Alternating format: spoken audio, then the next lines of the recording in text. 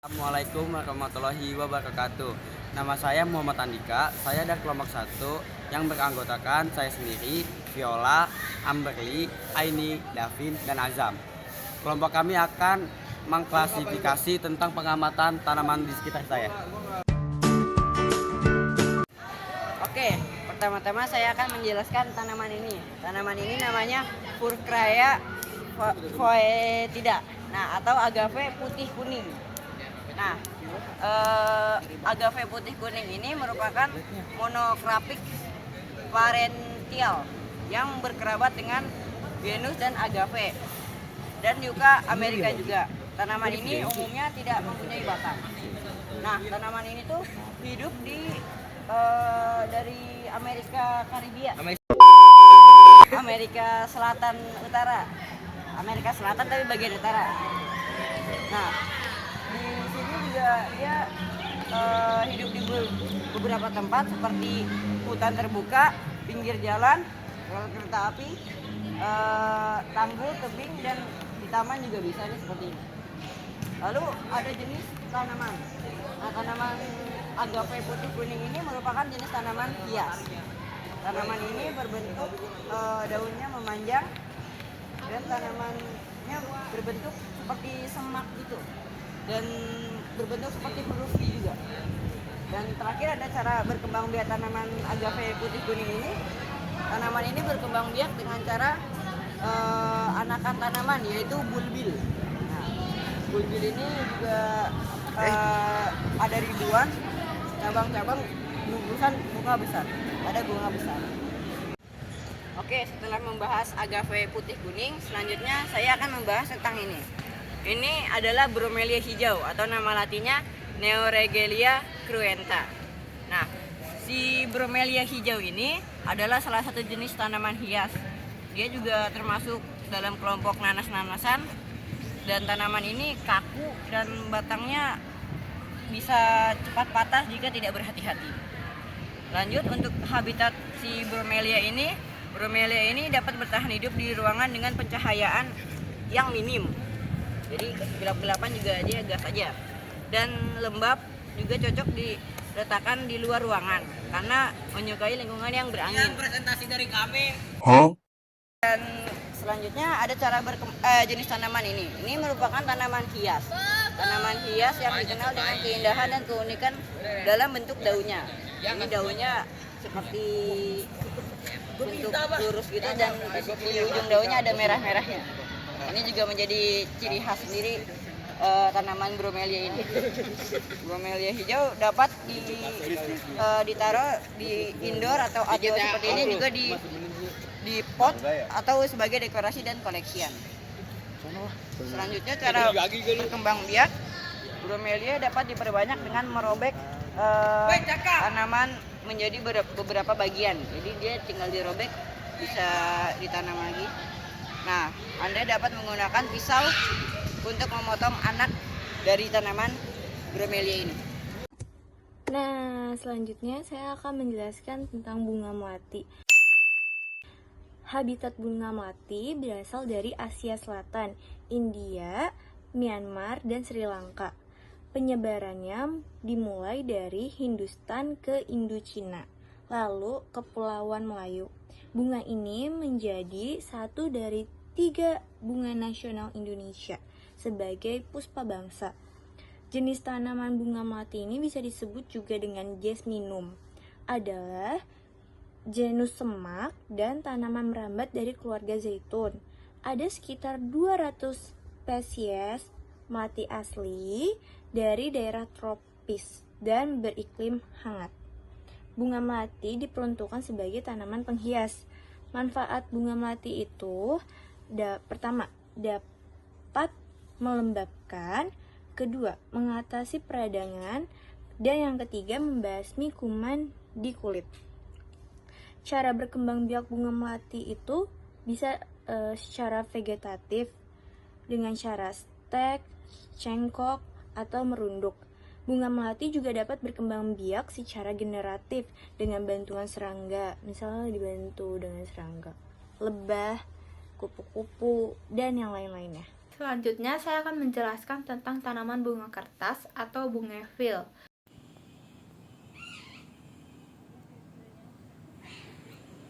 Bunga kertas atau bougainville memiliki nama ilmiah Bougainvillea spectabilis, merupakan taman hias yang populer. Bentuknya berupa pohon kecil yang sukar tumbuh tegak. Keindahannya berasal dari selundang bunganya yang berwarna cerah dan menarik perhatian karena tumbuh dengan rimbun. Habitat tanaman bougainville yaitu berasal dari Brazil, lalu menyebar ke Asia Tenggara seperti Cina, Malaysia, dan Indonesia. Manfaat dari tanaman bougainvillea ini, suku Yanadi di India pernah menggunakan daun bougainvillea untuk menyembuhkan penyakit diabetes. Cara perkembangan biaknya, bougainvillea berkembang biak melalui biji yang dihasilkan dari perkawinan generatif atau dengan jalan stek, okulasi, cangkok, dan merunduk atau vegetatif. Selanjutnya ada tanaman sambang darah. Ada 2 jenis dari tanaman ini yang umum ditanam masyarakat, yang daunnya hijau dan ada daunnya belang-belang dan belang-belang putih atau disebut juga variegata. Namun keduanya punya daun bawah yang berwarna merah.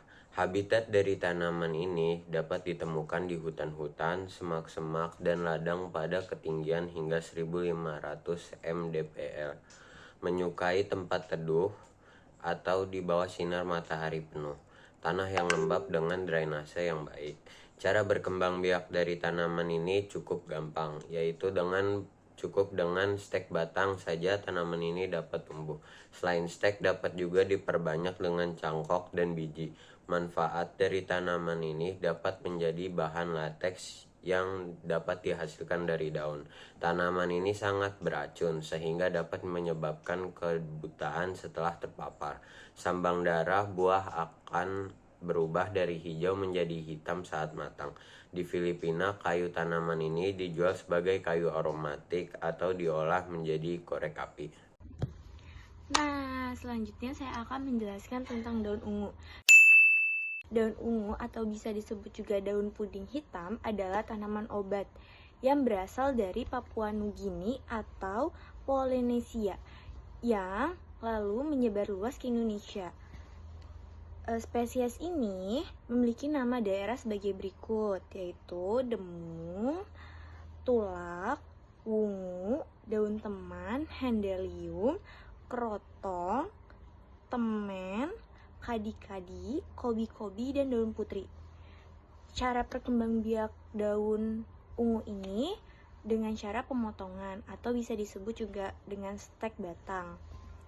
Lalu manfaatnya itu buat nyembuhin amben, kerusakan ginjal akibat obat, gula darah yang tinggi, lalu menurunkan kadar kolesterol, dan juga sembelit.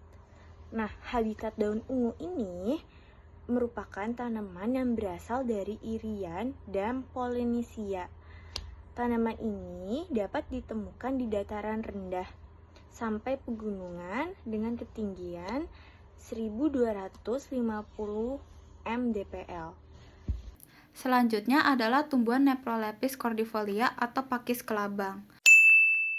Tumbuhan ini tumbuh optimal di tempat yang terbuka atau sebagian ternaungi tanah subur sampai berbatu di pinggir sungai, dataran rendah sampai pegunungan. Tumbuhan ini berhabitat di pegunungan yang tinggi hingga ke padang yang kering dan permukaan yang berbatu karang ke badan air di daerah terbuka. Manfaat dari tumbuhan ini adalah sebagai tanaman hias yang dapat digunakan untuk hiasan gantung atau hiasan dinding taman. Cara berkembang biak, spora paku yang telah matang akan jatuh. Lalu apabila jatuh di tempat yang cocok dan baik bagi tumbuhan paku, maka spora akan tumbuh menjadi protalium. Nah, yang kedua yaitu ada jenis tanaman lumut atau yang kami temukan yaitu tanaman lumut daun. Nah, kenapa sih bisa disebut dengan tanaman lumut? Karena suatu tumbuhan disebut tumbuhan lumut atau bryophyta karena memiliki karakteristik tertentu yang membedakannya dari tumbuhan lain. terutama tumbuhan berpembuluh seperti paku-pakuan dan tumbuhan berbunga. Salah satu alasan kenapa tumbuhan dapat disebut sebagai tumbuhan lumut karena habitatnya yang hidup di daerah lembab. Nah, tanaman lumut ini ciri-cirinya umumnya berukuran kecil, biasanya hanya beberapa milimeter hingga beberapa sentimeter saja. Mereka memiliki bentuk tubuh sederhana, terdiri dari daun, batang semu, dan rizoid. Itu seperti struktur mirip akar. Lalu lumut kerak.